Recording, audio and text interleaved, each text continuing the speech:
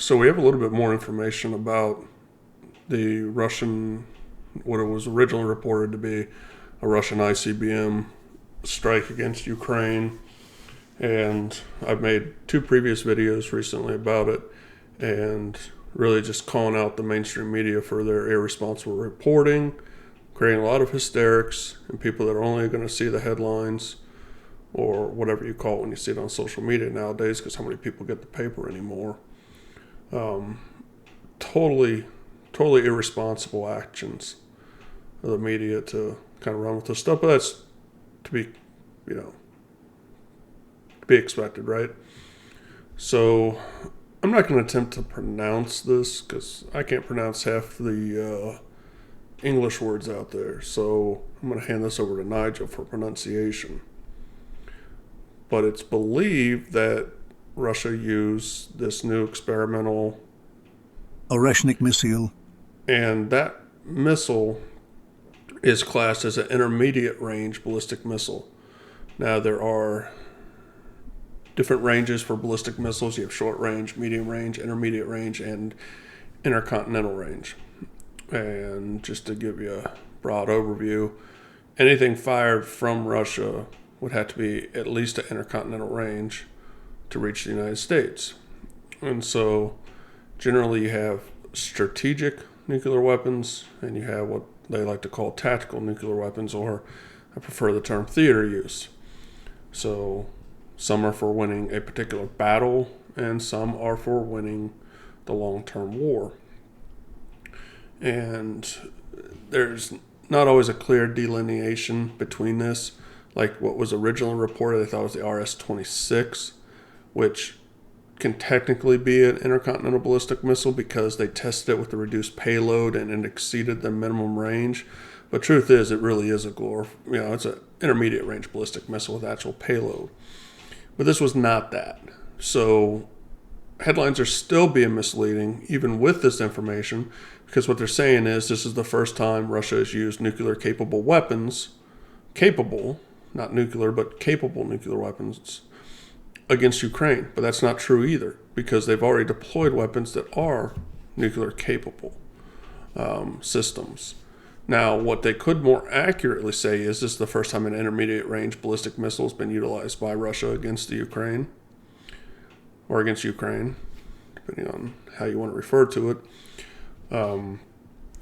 Also, now this is where it gets a little fuzzy, but I believe this is the first time an intermediate range ballistic missile was used operationally in a combat setting. Obviously there's been a lot of ballistic missile strikes used both in this theater and in the Middle East, but I believe most of those have been either medium range or short range. Excuse me. Leave me a comment below if that's incorrect, though. So I tried to do a little bit of research about that, and I couldn't find a definitive use prior to this point. It seems evident that they probably used dummy warheads. Now, granted, kinetically speaking, even a dummy warhead coming in at that rate of speed is going to cause damage. It doesn't look like this did anything beyond, there's been far worse missile strikes by Russia against Ukraine. This did very, very little as far as actual damage. It was more of a showmanship piece. And so this would also be the first time that a MIRVed weapon was utilized. What does that mean? That means multiple independently targetable reentry vehicles. And so first we got to talk about, just for people that don't know, a basic overview of what a ballistic missile. And we're going to look at this graphic, but condense it to very simple terms. They go up. A lot of them are going to go out of the atmosphere. It depends on the range and everything. Some of them won't technically go exo-atmospheric, but they're going to go up in a boost phase. They're going to reach what would be considered flight or space flight phase, where they're no longer being powered, and that's going to be, or mid-course phase. And then they're going to come back down into what's considered terminal phase. During the terminal phase, most of these are going to be hypersonic, traveling extremely high rates of speed. In fact, that's where it's a little misleading when they talk about these new hypersonic weapons, because we've had hypersonic weapons now for decades. Every ICBM was a hypersonic weapon. It's going to be coming in at high rates of speed coming down.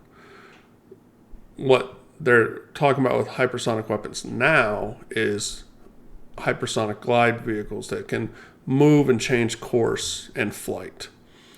So that's, again, where it's a little misleading when they talk about hypersonic weapons being developed and deployed and even used for the first time. I mean, it's not true. There's been plenty of hypersonic weapons prior, but they just weren't maneuverable once fired off, basically. So what does this mean for Ukraine? Well, the U.S. believes that this was an experimental weapon that Russia doesn't have a lot of. So it's really more symbolic and everything. Does Ukraine currently have defense systems capable of intercepting an intermediate range ballistic missile? Well, let's take a look at this graphic, because to understand how it works, you have to break down, those three phases of a ballistic missile: the boost, mid-course, and terminal, or keep it simple, they're going up, they're going around, and they're going down. And the majority of the time is spent in that going around or mid-course or space flight stage, whatever you want to call it. Well, there's three ways to counter that. You can try to take it out during the boost phase, which is difficult because you have to have some type of asset very close by. So, for instance, if North Korea launched a intercontinental ballistic missile and it was targeting the United States, if we wanted to try to take it out, say we had a plane, a jet, equipped with a direct energy laser weapon, like we were working on developing, we canceled that, but there was work on developing it. It would have to be positioned in the air in such a way that it could target it during that boost phase, which is, if you look, it's very quick. It's not a lot of amount of time. So you basically have to be in the right spot at the right time to be able to do that. Very, very difficult. There's not a lot of systems really designed to take out during the boost phase. There's concepts and stuff. There's brilliant pebbles, which some people think we may even have secretly, but I tell you, that'd be a hell of a secret if we had brilliant pebbles operationally deployed. But that's utilizing a bunch of pre-positioned satellites that would have, anyways, that's a whole nother video. But it's one of the only, at least, concepts out there that could defend against a massive nuclear strike by the Russia or China. And then you still have subs and stuff you'd have to worry about, unless we know exactly where they're at all times, and maybe we do, but we don't know that. Back into that. So the first realistic targeting phase is the mid-course phase. So there are different mid-course interceptors that the United States has. Main one, ground-based mid-course interceptor. There's two sites. There's one in Alaska, one in California. There's 44 interceptor missiles. Of course, this is not going to be in place to protect Ukraine whatsoever. This is meant to protect the United States against a rogue state like North Korea or another nation that has a very limited nuclear arsenal. And it's designed to target during the mid-course phase before the MERV, if it was MERV before they start to break off, which means you only have to target the singular target versus multiple targets.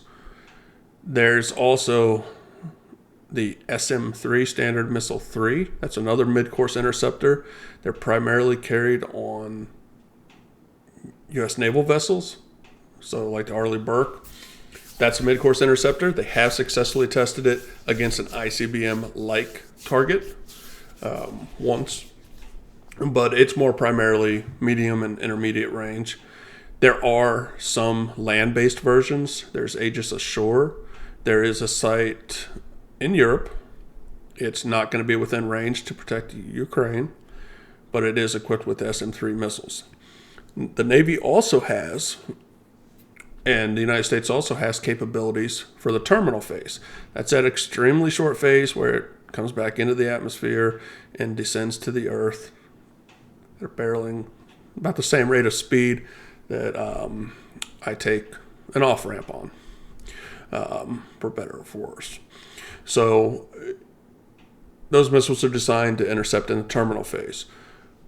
Our two primary systems for the United States, THAAD, Terminal High Altitude Air Defense, I believe, and the SM-6 missile, Standard Missile 6, which can also be deployed now as an air-to-air missile by the U.S. Navy for a very long-range air-to-air missile, the first one we've had since we retired the Phoenix.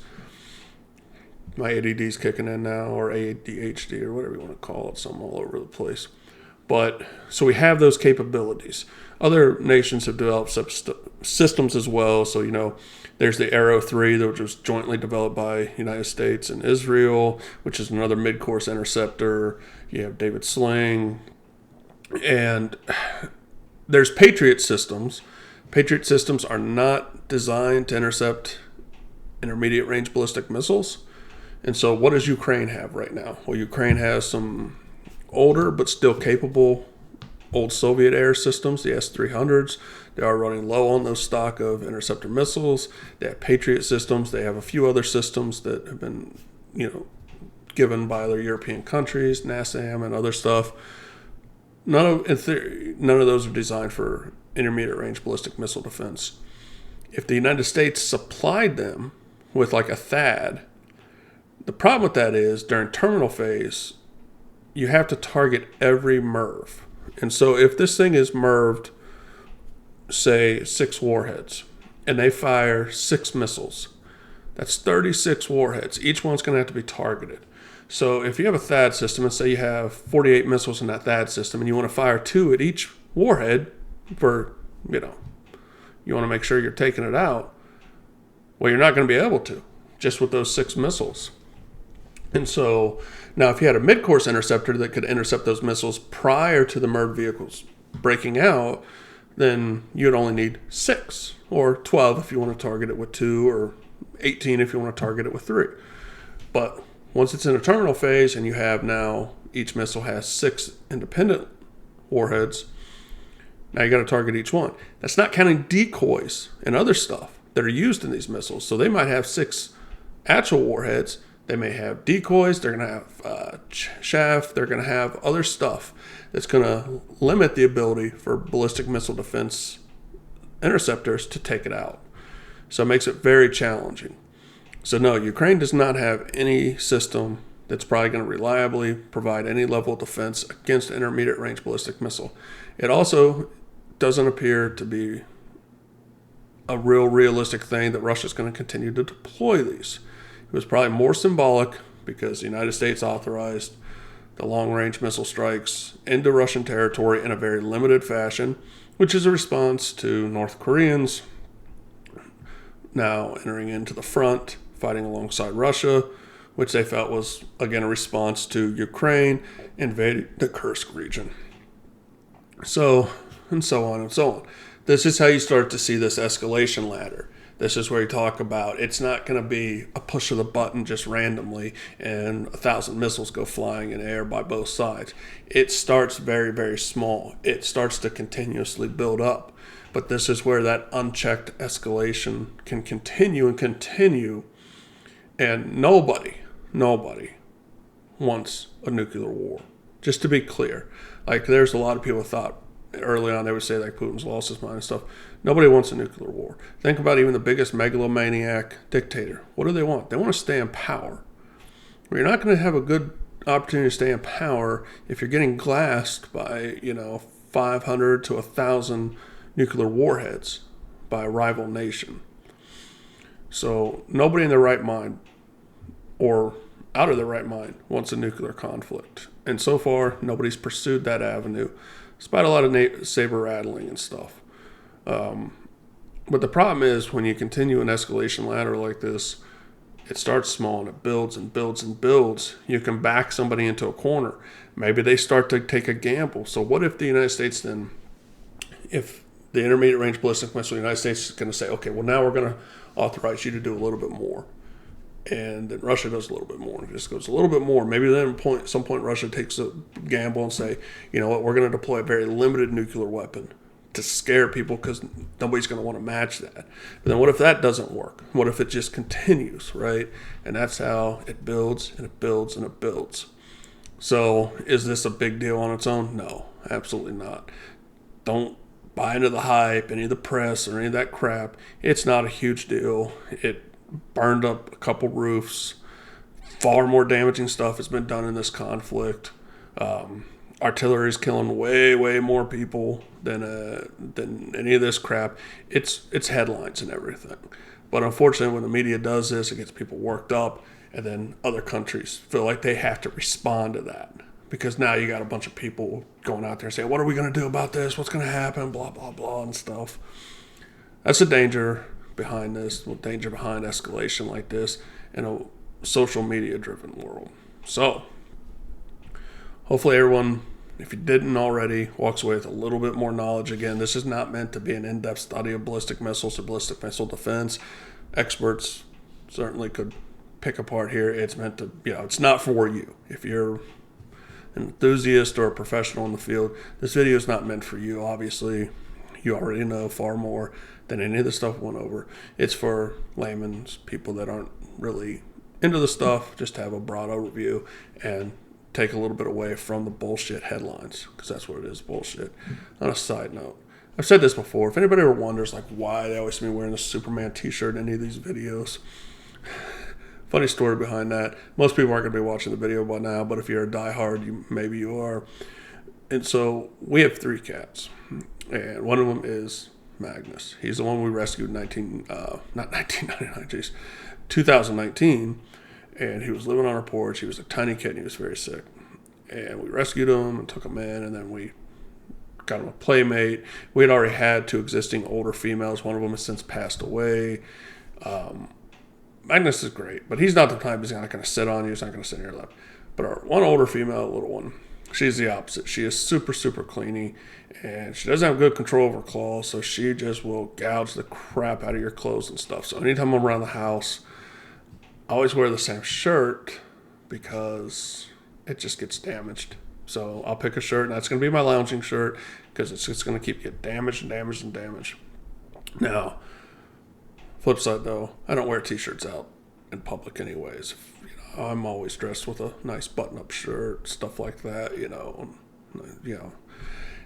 I don't wear t-shirts out in the general public, but so it's either just training in the gym or lounging around the house, or maybe around the house doing some yard work. But if I'm out, I'm dressed in slacks and business casual all the time at least. But neither here nor there. But I just know everyone's watching a few of these videos like, man, why is he always wearing the same shirt? First off, I have a few of these shirts actually, but I still only wear the same one. One of them's already been retired because it got so jacked up. But this is the one that's currently on. So that's why. Thanks, everybody. Have a great day, great weekend. Stay tuned for my actual nuclear war simulation content. But I keep seeing these stupid headlines, and I keep feeling like I should respond just so truth gets out there, even in a very limited fashion.